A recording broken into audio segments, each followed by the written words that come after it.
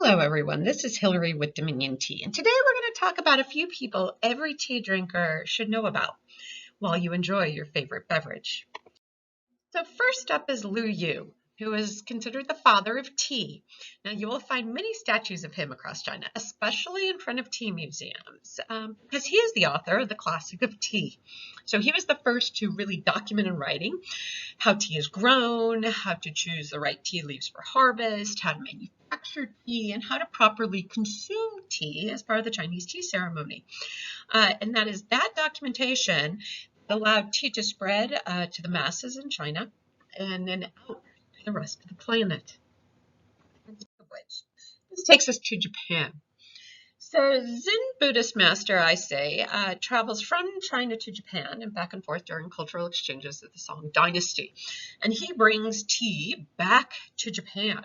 And he plants plants, and he writes documentation, and he puts together what we all now know today as the Japanese tea ceremony, which is the formal making of matcha in preparation to sit in meditation. Now, not only does he do all of this, he then takes his ceremony to the shoguns of Japan and allows it to leave these temples and go out again into the wider culture. And it is a very large part still of Japanese culture. And many of us across the globe get to enjoy matcha and what he put together in Japanese history.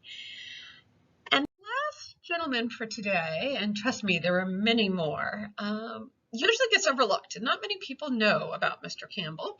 So the funny part about him is nobody can agree on his first name. In fact, his first name is either Arthur, Archibald, or Andrew, give or take the paperwork from the British East India Company. And so what we do know about him is he was the first mayor of Darjeeling, brought in, of course, by the British East India Company. Only he brought with him tea seeds for Camellia sinensis sinensis. Now, for those of us who happen to know about the story of Mr. Fortune, who also worked for the British East India Company, he tried those seeds in Assam, India, and failed miserably. But the difference between Assam and Darjeeling is elevation. And so Mr. Campbell had a lot more success.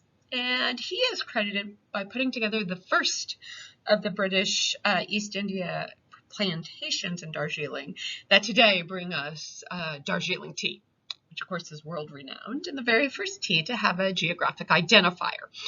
And so the next time you sit down for your afternoon tea with your friends, make sure you talk about Mr. Campbell. He gets all the credit for starting what is considered, the champagne of tea for all of us tea drinkers. So keep exploring. Hope you enjoyed learning more about tea with us. Hit the subscribe button so that you can be notified when we add more videos to our channel. And check out the highlighted videos to learn even more about tea. And last but not least, you can check out all of the teas we talk about in our videos at dominiontea.com.